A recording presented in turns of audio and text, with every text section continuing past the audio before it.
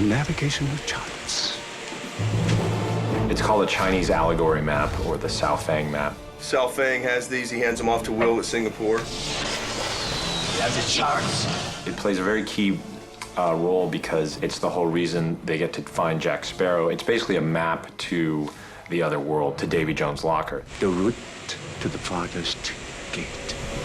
Is it solving a mystery? We want our saying That's why the map was profound. created. Yeah, that's right. That's the moment. We had a big meeting. Gore knew it was important, so Gore brought everybody into the room. Crash and Chris and Rick and John and everybody, and we threw out all these crazy ideas, like maybe it's lit from underneath and it projects stars, maybe it's an origami, maybe it's the globe that expands from a Chinese lantern. One of the references was sort of a ring-type map that everybody liked.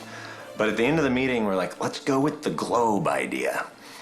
It's like, okay, the globe. I went and I got a Chinese lantern and I started painting on it, and it started feeling like a National Geographic crafts project. It didn't have the coolness of like a big map. And it just looked dumb. It just didn't work. So, this is not necessarily the illustration, but it's just like the feeling of having a cool map. So there's an area on the map which is the physical world, but then beyond that, I was thinking it needs to have realms that aren't in the physical world. It's almost like a big combination lock. It looks one way, you turn it, it makes sense to something here. That's right. But then when you only rotate one section, these still make sense, but it adds another element. In a way, it's like, you know, the 9 rings of Hades, but it's much more physical. It starts, the middle of the map would be literal geography, and then it starts to expand to realms that are a little more metaphysical. This is the real world, this is the inner world, this is the transition between the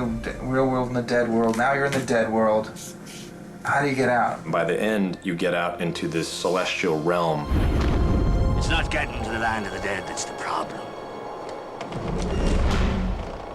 It's getting back. Gore knew he wanted a shot of a phrase being revealed. What's cool about this kind of writing, that's maybe the thing that you should rotate, is this kind of writing written over a line. And I was thinking, but if it's so obvious that it's the same typeface, that's not much of a secret, because that clearly would line up. And I thought, oh, well, you disguise it as Chinese. So when you rotate them together, it becomes English. But, Exactly. but before that, it looked Chinese. Nice. They are rotating the rings and trying to line different rings up to reveal phrases. As you rotate this, it's just that simple. And he loved it, but he was like, shouldn't, when the rings turn, shouldn't the shapes of the countries become something else? And I thought, yeah, it should become a Chinese dragon. And then I just started doing a bunch of tests. I cut out a bunch of rings and just started drawing and seeing how interesting shapes would line up with each other. Sometimes the land formations line up just to be land formations, but then sometimes they line up to actually be magic shapes. Oh, here's something else that's cool, is the dragon. You see the dragon that forms now? This is actually real blood. I poked myself, so I just thought I'd dip it. And then I augmented it, I think with, this is ink, but some of this is real blood, and then you can, these are actually my fingerprints in blood.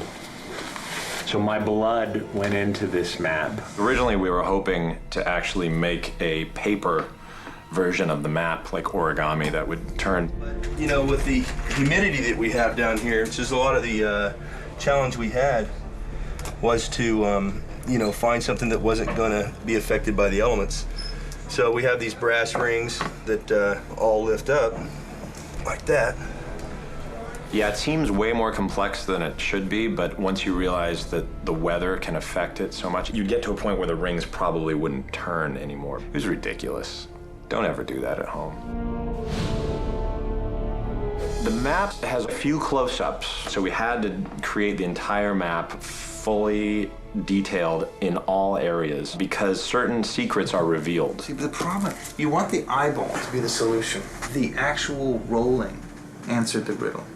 The eyeball rolls past, Yes. we tilt up, you're kind of zoned out, and you then reach down and turn this. This is sort of a crucial part because we knew that it was going to sort of become something else. Up is down. Well, that's just maddeningly unhelpful. He also notices that the boat itself in the center, if you turn it upside down, that sort of inspires him because that's a clue in itself. And that's where you turn the inner wheel. This ship goes upside down. Yeah, not sunset. Not sunset. Sundown and rise. If you're clever enough, if you study it enough, it will take you to places that you can't get any other way. We're good and lost now. For certain, you have to be lost to find a place that can't be found. And that sort of is a whole theme in Pirates, which is the more modern the world gets and the more efficient it gets, we start losing some of the magic and losing some of the connection with these metaphorical realms that humans used to be able to go into a lot more easily than they can today. Gentlemen, I wash my hands of this weirdness.